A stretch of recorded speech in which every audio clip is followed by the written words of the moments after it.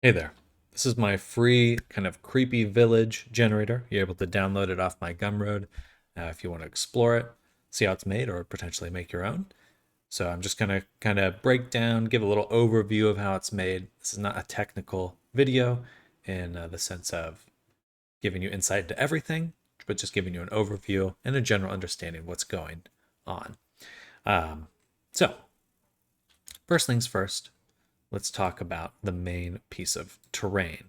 So we have this main object here, and this is just a very simple mesh. We have like a grid or a plane that we started with, subdivided, and then extruded the boundary on it, and it looks pretty good.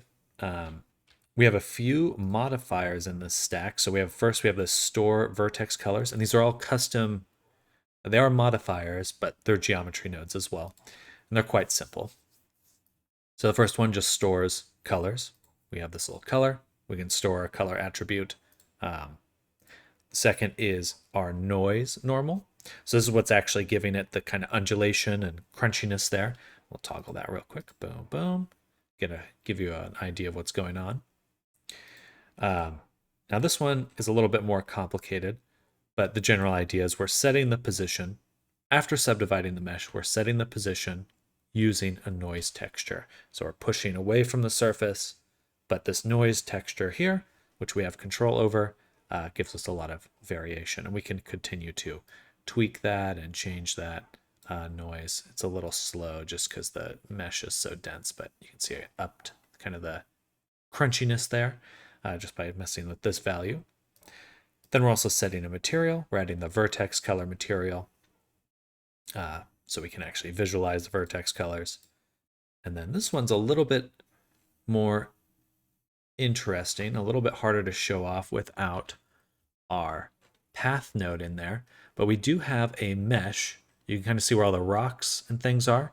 So we have a mesh that is representing that. I like to refer to these as proxy meshes, meshes that are influencing the scene but not necessarily in it. So that's this one right here, this object right here. Now, what the terrain is doing is it's looking at this path that we've provided through this collection variable.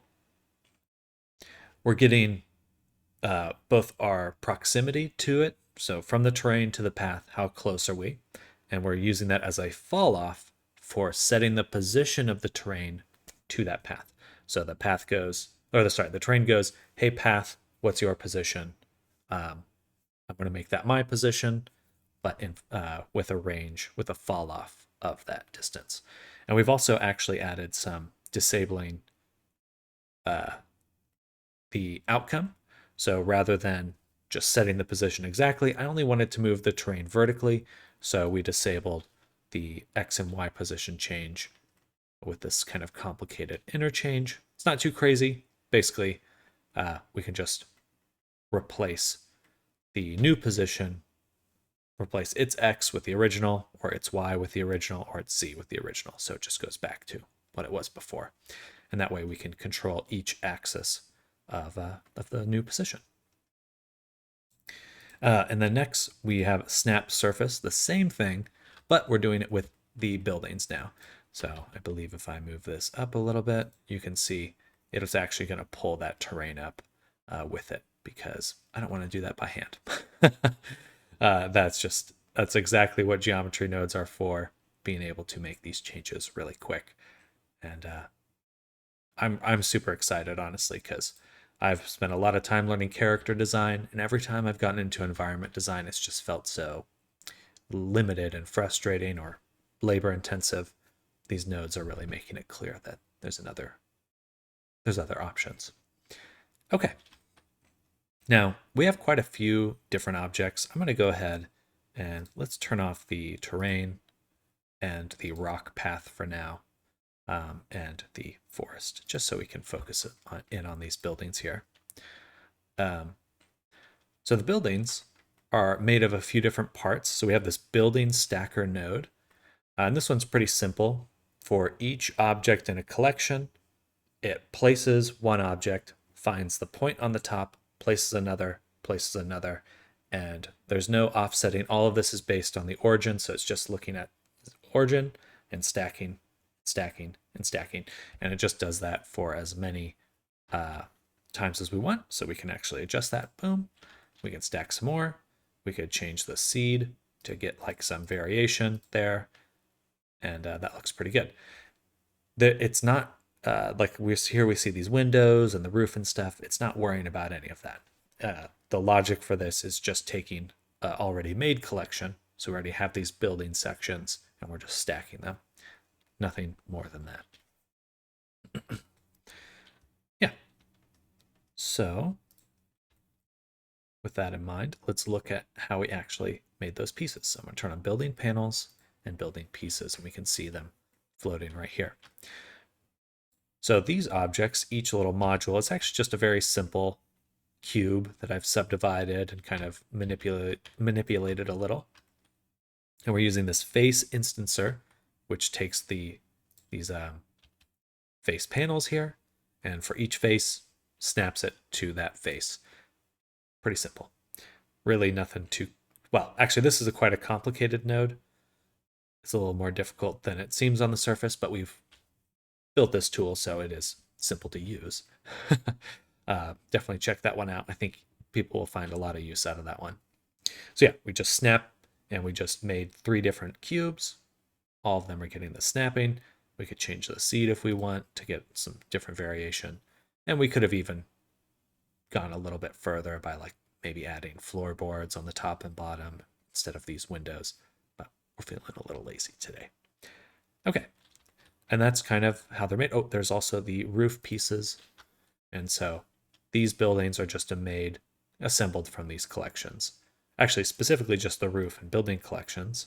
And then the building segments are assembled from the panels. So you can kind of see this upstream and downstream approach where we have all these different pieces. We create a system that assembles them. Then we create another system that assembles those ones. And, we can just keep doing that forever. I could have plugged in the buildings into a city generator, which was kind of my initial idea, but we'll leave that for another time. Turns out that the accumulate node, which is what I wanted to learn initially to stack things, has some limitations and is a little bit trickier than I thought. So I'll have to come back to that. Okay, let's look at the next thing. So I think we'll go back to the terrain and the rock path that we have here. So this rock path here is, you guessed it, made from little rock pieces. So we have these 2 rocks here. Bam and bam. And we're distributing onto the surface. First, what we do with the rock object is we actually sample the terrain. So we look at the terrain and go, okay, I want a copy of you. And then, so that's that first node. This actually joins the terrain object into the current object. And then we're distributing on here. So I might as well call this distribute. Proximity distribution. Something like that. And yeah, we're actually using the same node for the forest. And that's kind of what I hinted at the start of this video, which is we're getting more modular.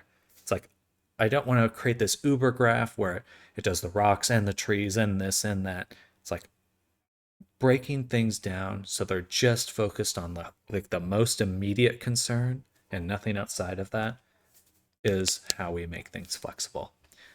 Kind of dumb them down in a way in order to move faster.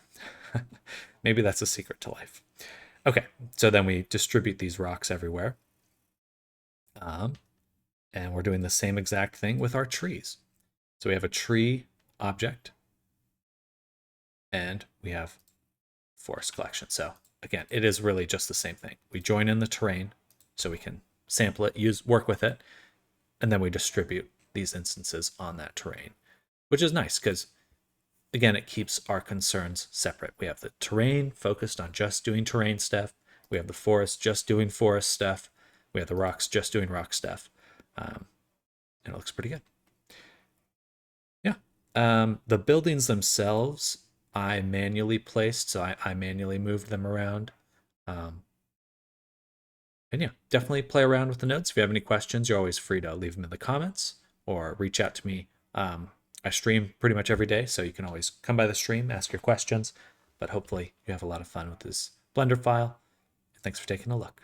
Bye, everyone. See you in the next video. Oh, also, happy Halloween. Bye.